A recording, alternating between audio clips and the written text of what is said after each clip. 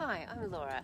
And I'm Andrew. And we grow fruit and veggies in bathtubs in a small suburban garden. And we use organic fertilisers.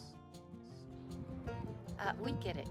You love to grow organic, but think it will take you too much time that you don't have working and raising a family. So we want to show you ways of possibly saving time in the garden, perhaps in the kitchen too.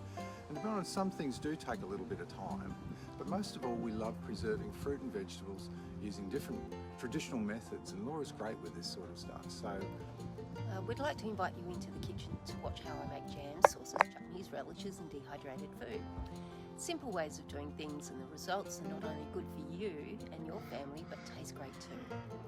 So our other main focus is foraging for wild produce. So we go out into the country where we make regular trips during spring and summer, and we always return home with a good crop of introduced and native food items. What a great way to teach the kids about nature and spend time and learn together as a family.